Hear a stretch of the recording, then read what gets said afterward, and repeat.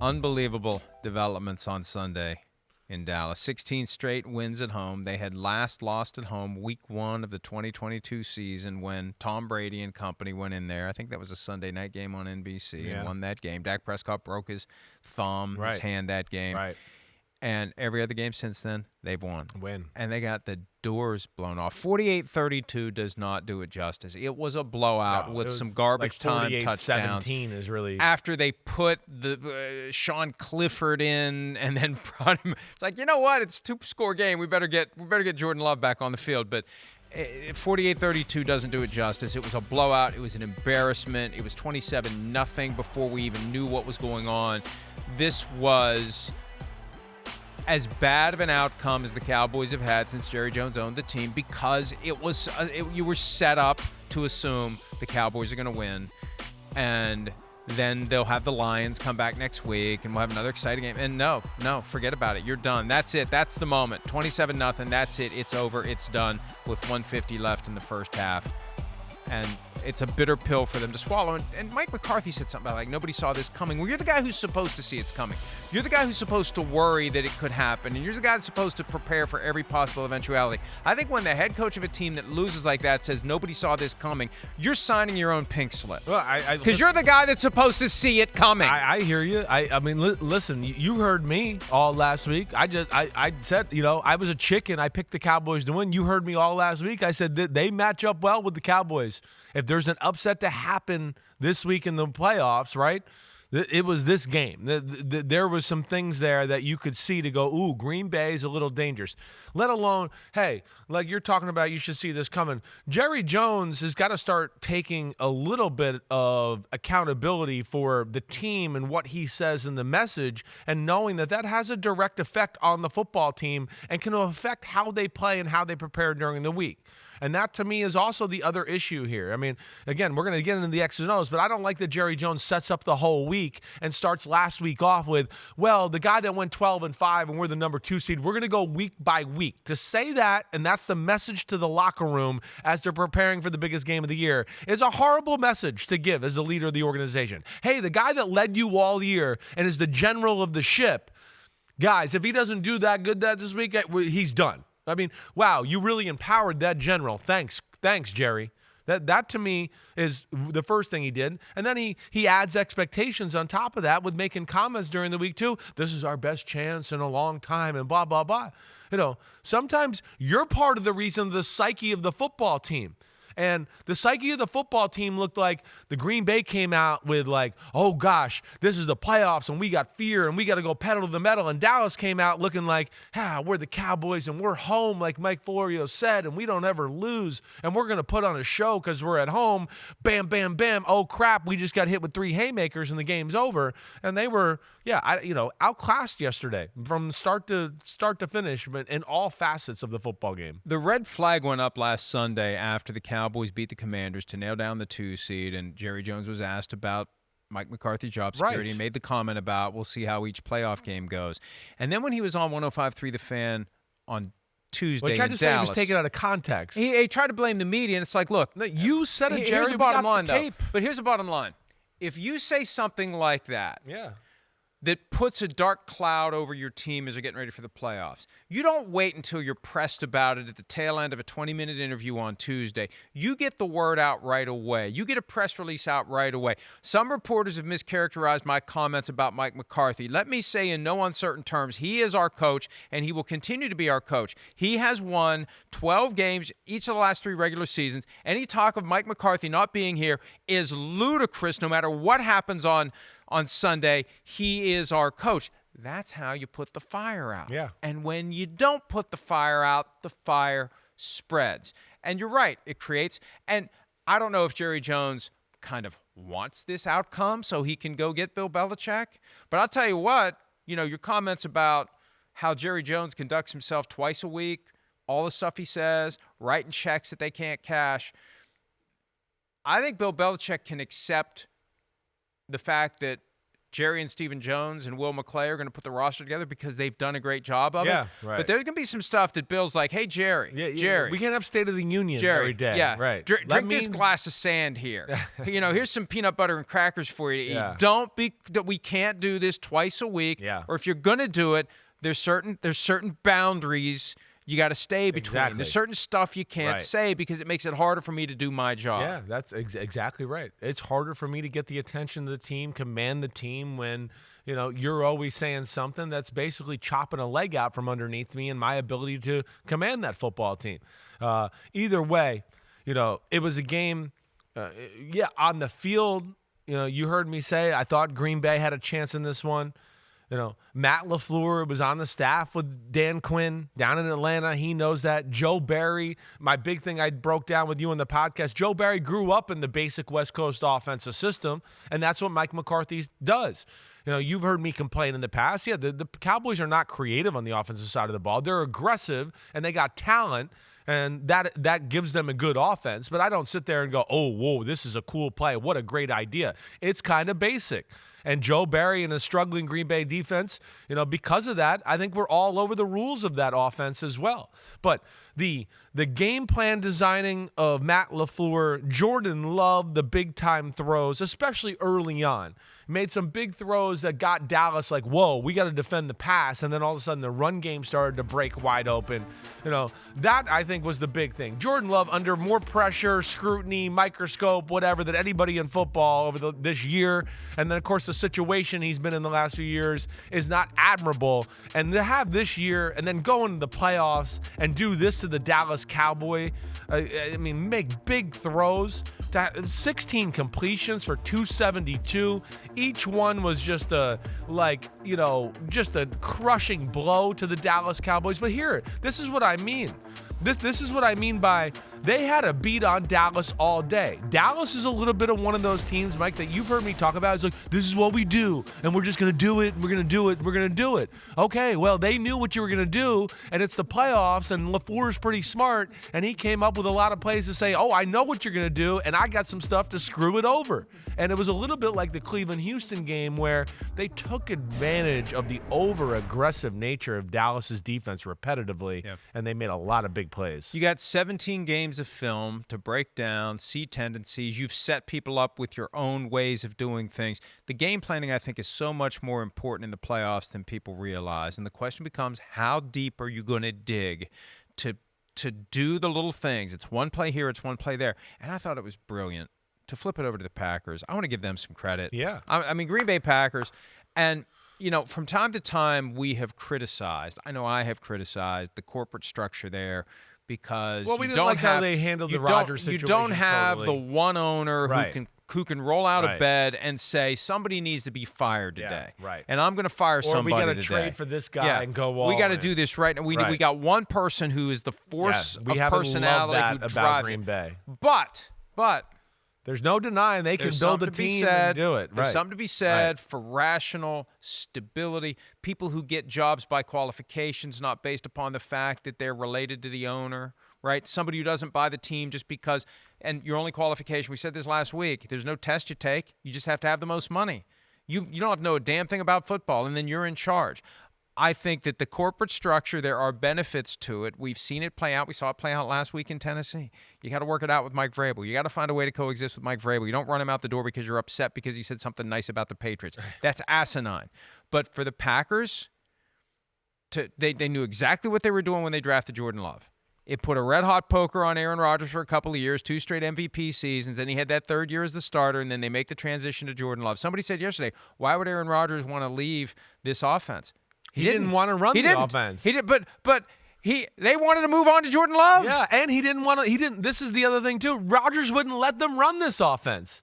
This is something I've broken down on my podcast a bunch and gone, what would Aaron Rodgers look like if he let Matt LaFleur run the offense? Because this offense is way cooler than the Aaron Rodgers, let me throw a dink and dunk, let me throw another dink and dunk. I mean, you're seeing those highlights right there. They got people in motion, people moving everywhere. Every throw is 20 yards down the football field, right? So I sit there watching and go, man, what would this offense look like if Aaron Rodgers was at the helm? He blew it.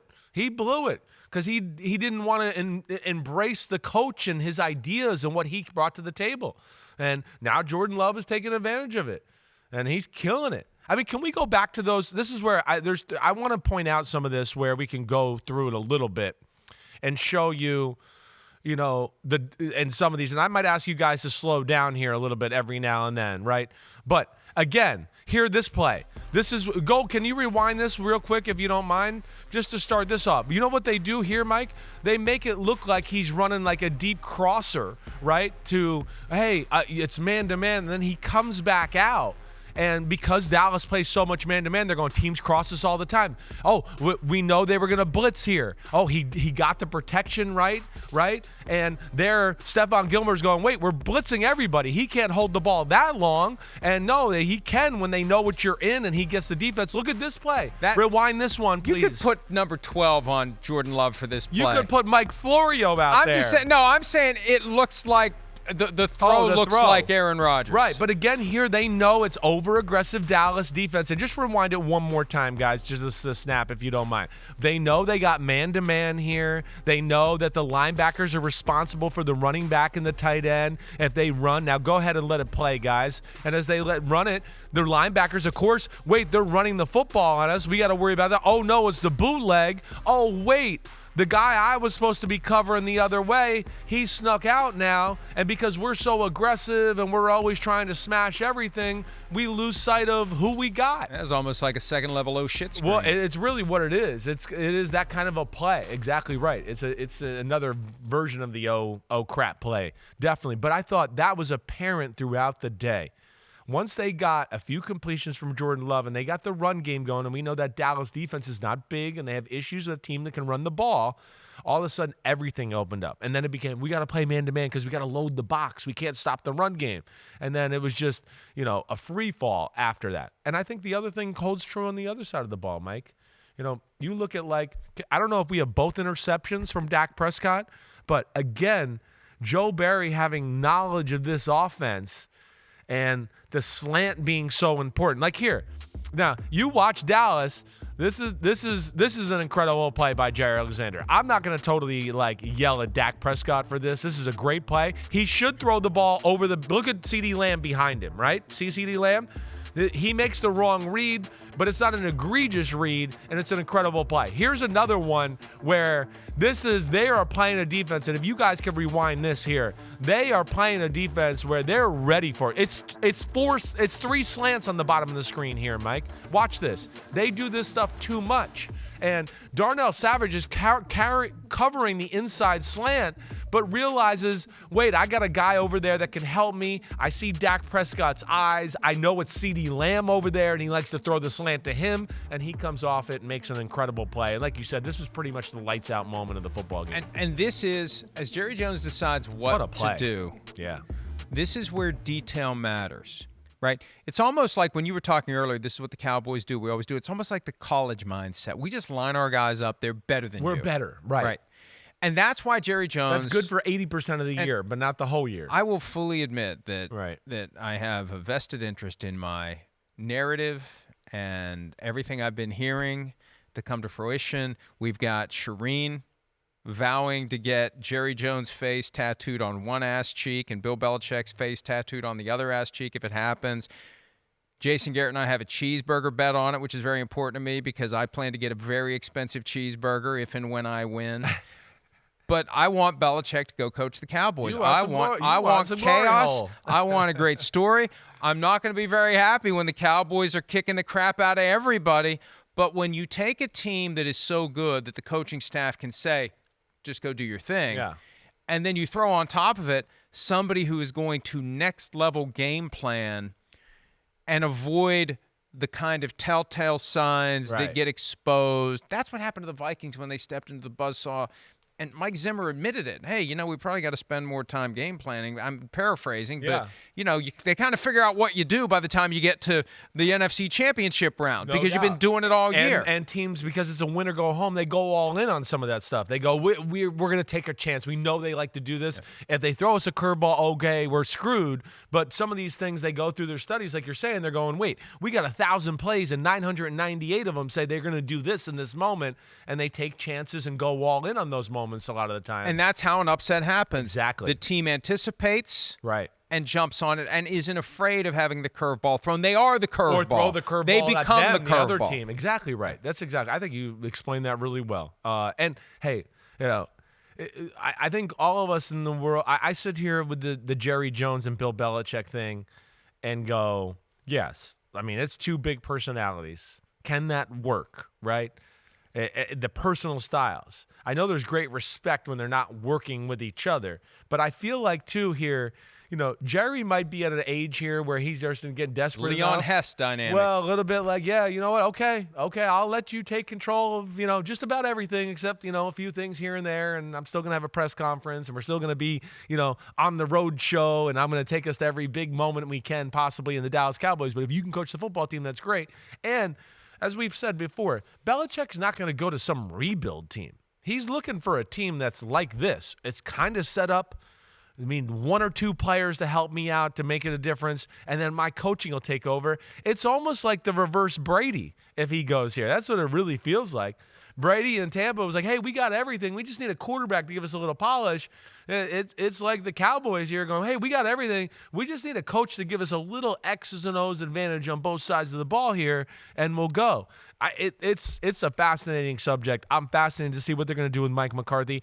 I'm fascinated to see what the defensive coordinator Dan Quinn's going to do. By all stretches, by all things we know, we're all here in Seattle. It's in the book. Are they going to have the guts to go, hey, the guy that just let up 48 points and let Jordan Love marching down the field, we're hiring him as the new head coach, Seattle.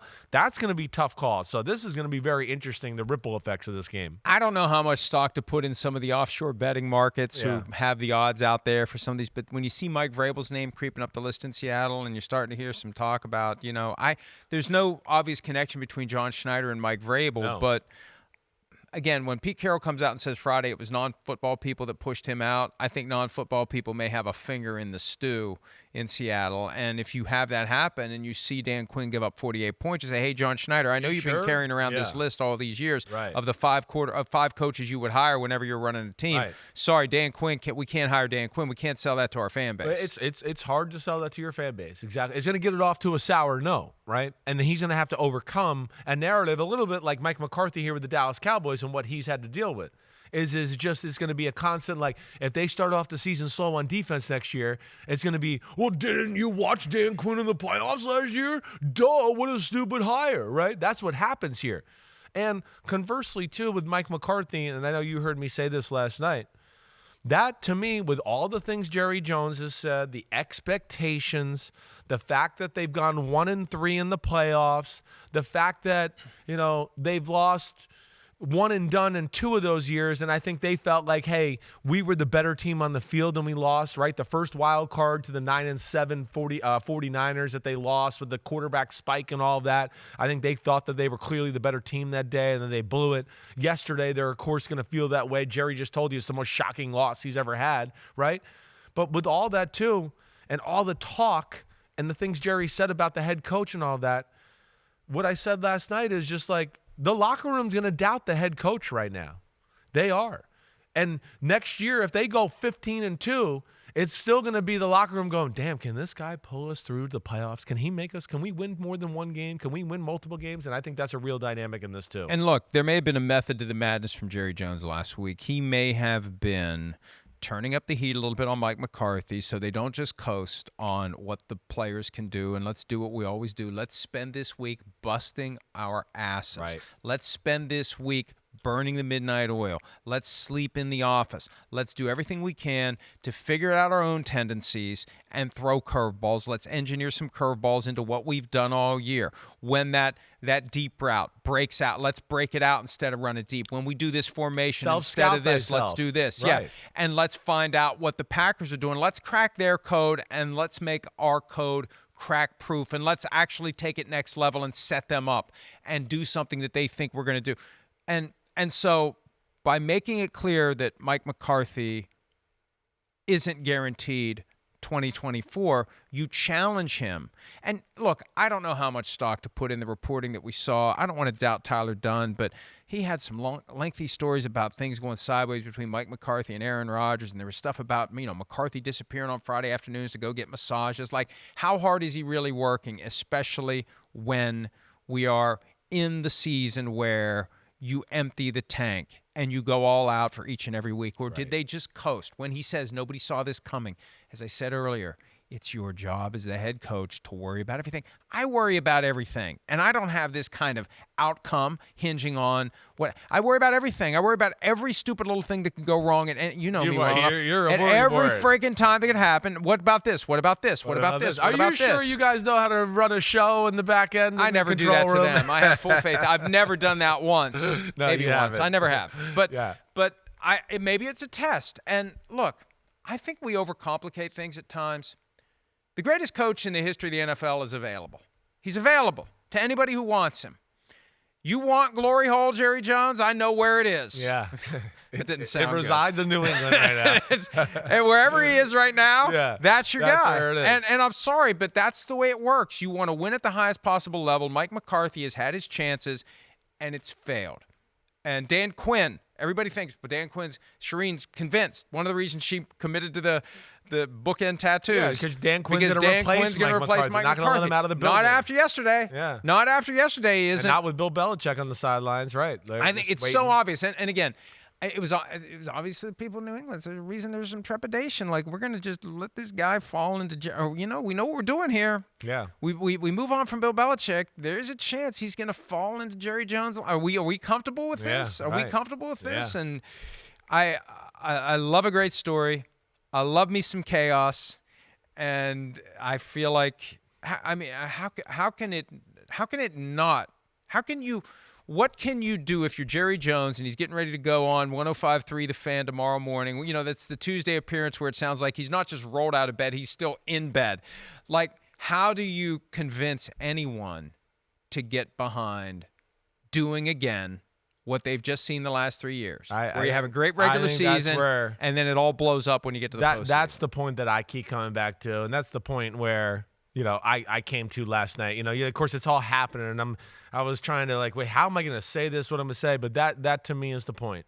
Is they could be at a point here where the team itself, how can you expect them to totally buy into the coach after some of the stuff that's happened on the field? Of course, he was fighting against it already before he became the Cowboys coach. It was already a social media meme.